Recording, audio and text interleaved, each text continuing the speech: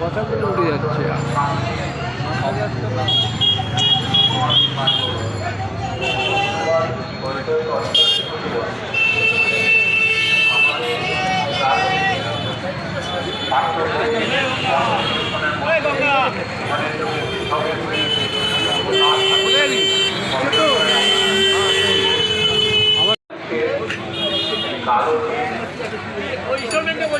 আমাদের অঞ্চলে আবার যাতে ঘুরে না আসে তার জন্য যে মানুষটি তার অক্লান্ত প্রচেষ্টার মধ্যে দিয়ে নৈহাটিতে সুন্দরভাবে সাজিয়েছে।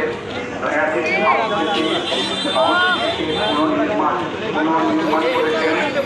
তাই আপনাদের কাছে আমার অনেক বড় অনুরোধ যে আপনাদের অমূল্য ভর্তি আশীর্বাদের মাধ্যমে তার মাথায় বর্ধিত করে তাকে নির্বাচিত করে লোকসভায় নির্বাচিত করুন এবং ব্যারাকপুর নির্বাচনে আবার যাতে শান্তি সম্প্রীতি পুনর্নির্মাণ করা যায় তার প্রচেষ্টা করুন। বন্ধুগণ,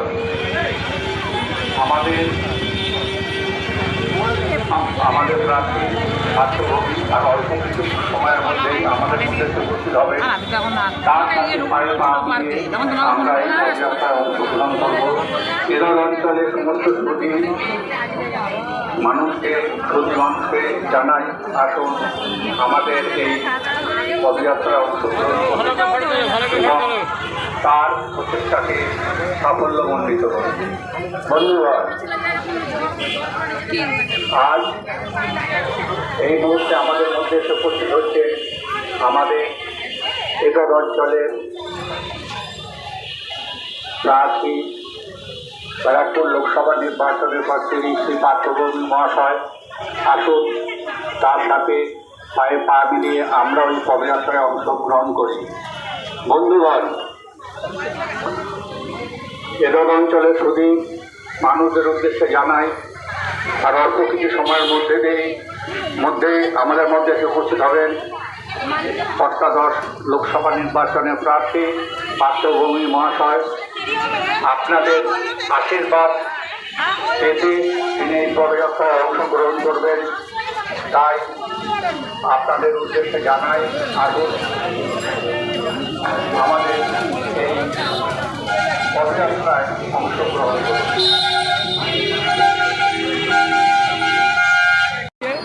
তাই তো বড় হচ্ছে, হ্যাঁ, আবার এই যে একদম বড় হচ্ছে, ঠিক আছে, ওটাতে হচ্ছে না।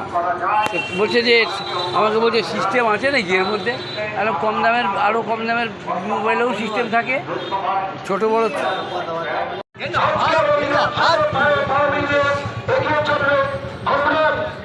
অঞ্চলের সাধারণ মানুষ আপনাদের সকলের আশীর্বাদ জন্য ব্যারাকপুর লোকসভা কেন্দ্রের তৃণমূল কংগ্রেসের প্রার্থী মাননীয় মমতা বন্দ্যোপাধ্যায়ের আশীর্বাদ জন্য পার্থভূমিকে আমাদের মধ্যে উপস্থিত হয়েছেন।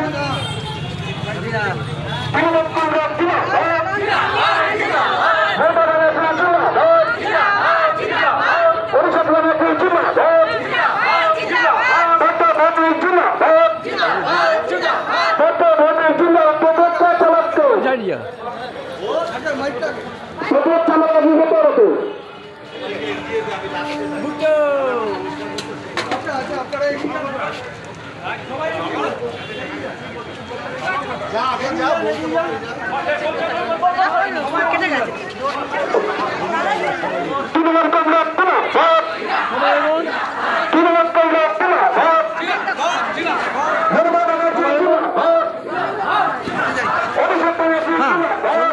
লাস্টে থাকবে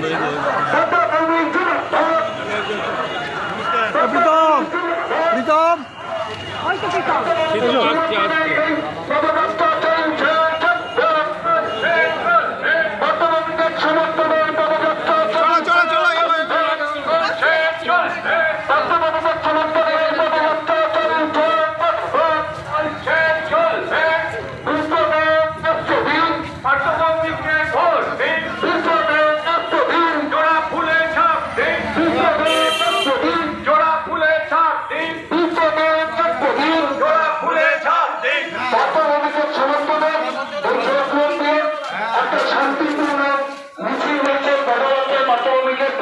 সকলের আশীর্বাদ নিতে আমরা যেন পুনরায় কোনো ভুল না করি, নতুন দিনে নতুন দিগন্ত নতুন সূর্যোদয় হোক, নতুন ভাবে চিন্তা করি নৈতিক শান্তি বজায় রাখতে এত অঞ্চলের সমস্ত 2019-এর সে কালো দিনকে যাতে ঘুরে আসতে না হয় সেই দিকে চিন্তা ভাবনা করে নতুন ভাবে নতুন সূর্যোদয় করবো। 20 মে পার্থ ভৌমিককে ছোড়া ফুল চিহ্নে ভোট দিয়ে আসুন। আপনাদের সকলের আশীর্বাদকে সাথে নিয়ে এগিয়ে চলছে পার্থ ভৌমিক। আমরাও আশাবাদী আপনাদের সকলের আশীর্বাদকে সাথে নিয়ে এগিয়ে চলছে পার্থ ভৌমিক। আপনারা সকলে আশীর্বাদ করুন তারা আগামী দিনের নতুন সূর্যোদয় নতুন দিগান্ত তৈরি করতে পারে এই পার্থ ভৌমিক দিল্লির মুখে গিয়ে। আপনাদের সকলের ভালোবাসা আপনাদের সকলের আশীর্বাদকে মাথায় নিয়ে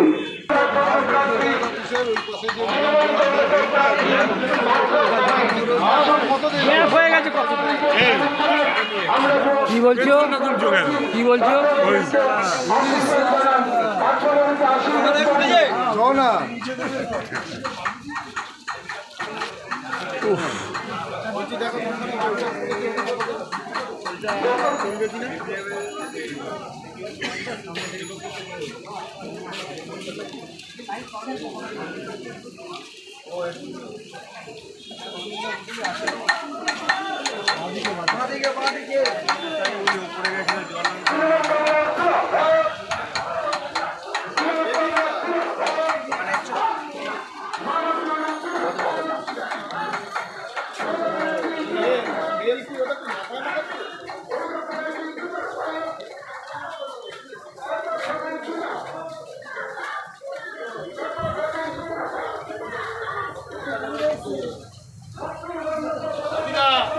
আমার বৌদি হয়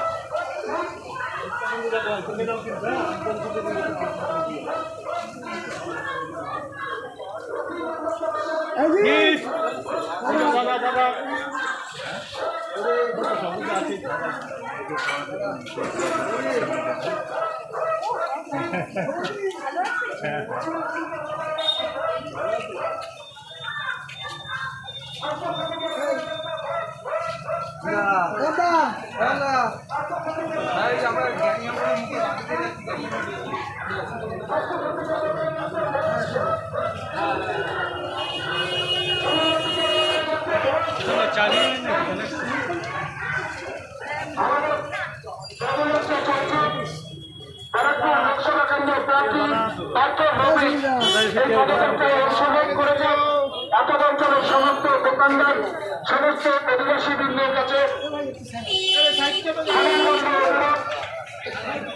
আশীর্বাদ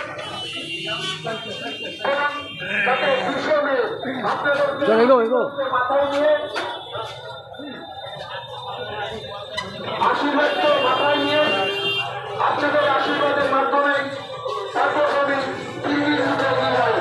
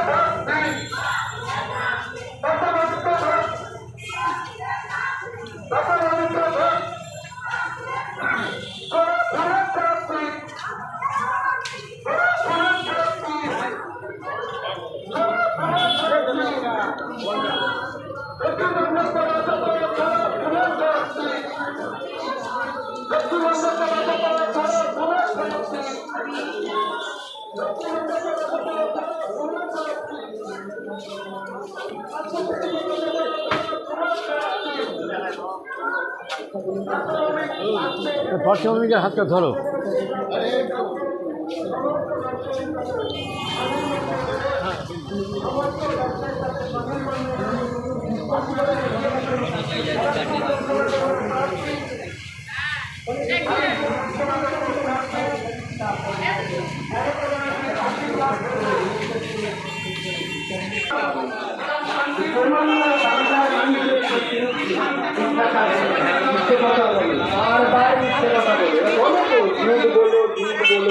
বারবার ঝুট বলো, এই বারবার ঝুট বলিয়ে আপনাদের মাথার মধ্যে বসিয়ে দেওয়ার চেষ্টা করছে যে তৃণমূল কংগ্রেস একটি বর্বর দল, তৃণমূল কংগ্রেস এমন একটি সাম্প্রদায়িক দল, কোনো সম্প্রদায় বিশেষ সম্প্রদায়কে গোপন করে, এই কথাগুলো আপনাদের মধ্যে বসিয়ে দেওয়া।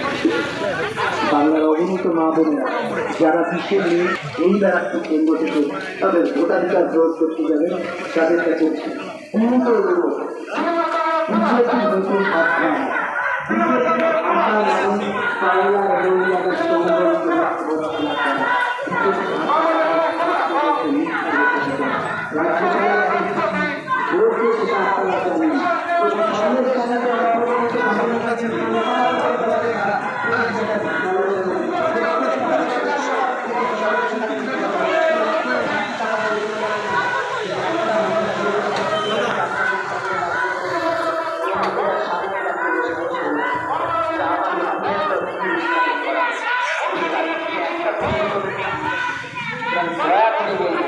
দয়া করে আপনাদেরকে অনুরোধ করব, আগামী বিষয়ে ভোট দেওয়ার আগে একবার ভাবতে এই ভারতবর্ষের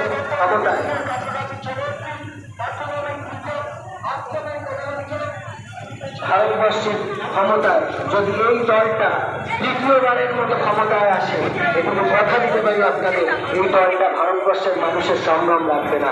তাই আগামী 20শে মে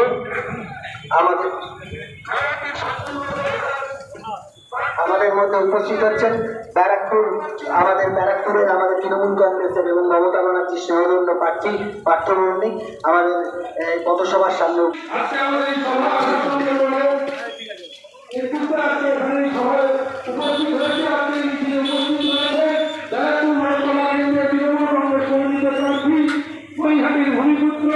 আমাদের কাছের মানুষ, কাজের মানুষ, সকলের প্রিয় মাননীয় পার্থভূমি মহাশয়।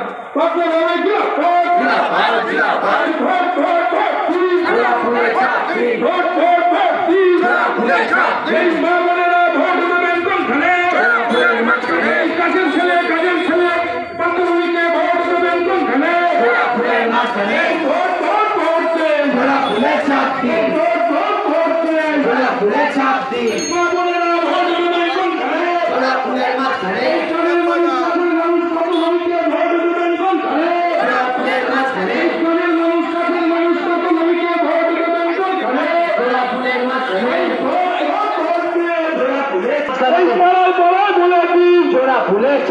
দোকানে দোকানে বলে দিন কোনখানে? ফুলের মাঝখানে মানুষ, কাছের মানুষ পার্থভূমিকে ভোট দেবেন কোনখানে? ফুলের মাঝখানে ভোট করতে ফুলের চাই পাড়ায় বলে দিন ফুলের চাপ, দোকানে দোকানে বলেছে ফুলের চাপ, 20শে মে আসতে দিন ফুলের চাপ, সকাল সকাল ভোট ফুলের মাঝখানে বলি আগামী 20শে মে পার্থভূমিকে জয়হুচিনে ভোট দিয়ে বিপুল ভোটে জয় করুন, জয় করুন, জয় করুন। কাজের মানুষ, কাছের মানুষ পার্থভূমিকে জয়হুচিনে ভোট দিয়ে বিপুল ভোটে জয় করুন, জয় করুন, জয় করুন। কাজের মানুষ, কাছের মানুষ পার্থভূমিকে জয়হুচিনে ভোট দিয়ে বিপুল ভোটে জয় করুন, জয় করুন, জয় করুন। এই ভোট করতে ফুলের চাপ, এই ভোট করতে ফুলের চাপ, এই মা বোনেদের বলেছে ফুলের চাপ, এই পাড়া পাড়া বলেছি ফুলের চাপ দিন।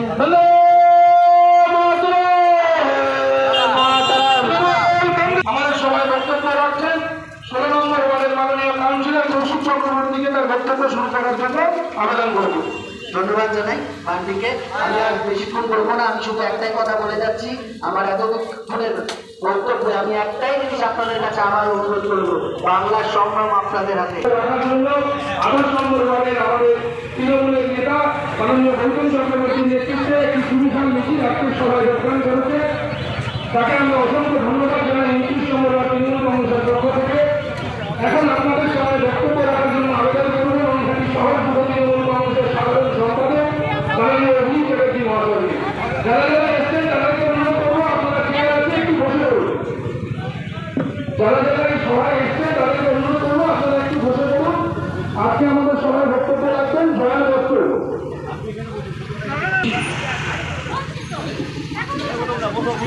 আমাদের 28 নম্বর ওয়ার্ডে যারা মিছিল করে এলে তাদের সবাইকে অভিনন্দন জানাই। একটা সুবিশাল মিছিল একটা ওয়ার্ডে, এটা যেন জবাব দেওয়ার সন্ধিক্ষণ, এটা যেন প্রমাণ করে দিচ্ছে যে আগামী 20শে মে 28 নম্বর ওয়ার্ডে সব কটা বুথের ভোট শুধু পাঠ্যবইদের দিকে পড়বে। এই মিছিলের আরেকবার আছে তা প্রমাণ করে দিচ্ছে। আমার সপ্তসীমার আমি কাউকে রয়েছে, আমি সময় খুব স্বল্প, আমার 3 নম্বর ওয়ার্ডে যেতে হবে, আমাকে সুযোগ করে দেওয়ার জন্য বাড়িটিকে ধন্যবাদ জানাই। আমি শুধু একটা কথা আপনাদের বলতে চাই, দেখুন এই বিস্তীর্ণ অঞ্চল শুধু সোনার ব্যবসা, পণ্য ব্যবসায় ভাই বোনেরা রয়েছে। তারা জীবিকা অর্জন করে তাদের ব্যবসার মাধ্যমে। যতদূর আমার মাইকের সপ্তসীমার মধ্যে আছে, আমি যদি একটা কথা আপনাদের বলি যে আপনাদের এই যে স্বর্ণ ব্যবসায়ীর সাথে যারা যুক্ত আছে, 2014 সালের আগে অবধি, অর্থাৎ সেই তথাকথিত আচ্ছাদনের আগে অবধি আপনাদের আর্থসামাজিক অবস্থা কি ছিল আর বর্তমানে কি হয়েছে ছিল আপনাদের প্রশ্ন। আমি ব্যক্তিগতভাবে সোনার ব্যবসায়ীর সাথে যুক্ত এবং প্রচুর মানুষকে ব্যক্তিগতভাবে চিনি। তারা আমাকে বলেন যে সত্যি মোদিজির জন্য আর ব্যবসা করা যাচ্ছে না। 2014 সালে ভুল হলে বলবেন 10 গ্রাম সোনার দাম 30,000 টাকা ছিল। এই 2000 এই আচ্ছে দিনে যখন হিন্দু জেগে উঠেছে, বলে না যা গোটা হিন্দু, তো এই যা গোটা হিন্দু এই কয়েকটা সময়ের মধ্যে সোনার দাম বেড়ে আজকের ডেটে 70,000-এর কাছাকাছি সোনার দাম। মোদিজি 400 পার করবে কিনা জানি না, কিন্তু মোদিজি যদি 400 পার করে তাহলে স্বর্ণ শিল্পের সাথে যারা জড়িত তারা আর বেঁচে থাকবেন না, এটা আমি ডাক্তারি ভাষায় বলতে পারি। সোনার দাম 2 লক্ষ টাকা ছিল, এটা তো হিসাবই বলছি। 2014 দামটা 30 থেকে যদি 70 হতে পারে, যদি আপনারা 2022-24-এও যদি মোদিজিকে ক্ষমতায় আনেন, তাহলে দামটা কোন জায়গায় যাবে শুধু নিজেদের বিবেকের কাছে প্রশ্ন করি। সকলে জানে যে বর্তমানে একটা খুব সমস্যার মধ্যে দিয়ে যাচ্ছে। আপনারা জানেন যে কোভিড যে ভ্যাকসিনটা মোদিজি দিতে বাধ্য করালো মানুষ। আজকে WHO থেকে শুরু করে বিভিন্ন স্বাস্থ্য সংস্থা যারা অত্যন্ত দাবি করে বলছে, যারা আপনারা নিজেরা দেখুন, যারা যারা কোভিড দিয়েছেন আমার সাথে সহমত কিনা জানেন, শরীরের দুর্বলতা বাড়ছে। সবচেয়ে ভয়ানক জিনিস হলো এই কোভিড কোম্পানির থেকে ইলেকট্রন বন্ডের মাধ্যমে নরেন্দ্র মোদী 250 কোটি টাকা ঘুষ নিয়েছিল। তাই কোভিড শিল্ডের মতন একটি বাজে ব্র্যান্ডের ভ্যাকসিন আপনাদের নিতে বাধ্য করা হলো, এবং যার প্রতিক্রিয়া সমেত আজকে হার্ট অ্যাটাকের হৃদরোগে আক্রান্ত হওয়ার সংখ্যা দেশে প্রায় 20% বেড়ে গেছে। এটা আমি বলছি না, সমীক্ষা বলছে 20% মানুষকে মৃত্যুর জন্য দায়ী মোদী। দেখবেন কেন ভয় পেয়েছে। এই কোভিড শিল্ডে মোদীজির ছবি থাকতো, কোভিড পোর্টালটা খুলুন, দেখুন মোদীজির বড় বড় ছবি থাকতো। আজকে মোদীজি সেই ছবি সরিয়ে দিয়েছে, কারণ মোদীজি জানে মানুষের কি অবস্থা হচ্ছে, তাই কোভিড শিল্ডে আর মোদীজি ছবি দেন না। আজকে মানুষকে ভাবুন কোন পর্যায়ে আপনারা পৌঁছেছেন। একটা জিনিস বলতে পারেন, এসেনশিয়াল কমিউনিটি যেখানে দাম আপনাদের কি পর্যায়ে বেড়ে গেছে। আজকে যারা আধার কার্ড প্যান কার্ডের সংযুক্তিকরণ করেছে, আধার কার্ড প্যান কার্ডের যারা সংযুক্তিকরণ করেছেন 1000 টাকা করে আপনাদের দিতে হয়েছে। আমি 1000 টাকা দিয়েছি, হয়তো আমার খুব একটা অসুবিধা হয়নি। এবার যারা গরিব মানুষ তাদের কত কষ্ট হয়েছে 1000 টাকা দিতে, ভাবুন। প্রায় 80 কোটি মানুষ, যাদের থেকে মোদি বাধ্য করেছে 1000 কোটি টাকা দেওয়ার জন্য, মানে 1000 টাকা করে দেওয়ার জন্য। এই প্রথম কোন সরকার যে মানুষের থেকে সরাসরি টাকা দিচ্ছে, সরাসরি টাকা দিচ্ছে। আমি একটা জিনিস আপনাকে দেখাতে চাইছি, আমি হয়তো দেখাতে পারবো না, কিন্তু মানে অনেক দূরে, যেহেতু মোবাইলের ডিসপ্লে অতটা কাজ করবে না, আমি শুধুমাত্র আপনাদের একটা কথা বলার চেষ্টা করছি যে আমার সেন্ট্রাল ব্যাংকে একটা লোন চলছিল 5 লাখ টাকা, এই সামনে দুপা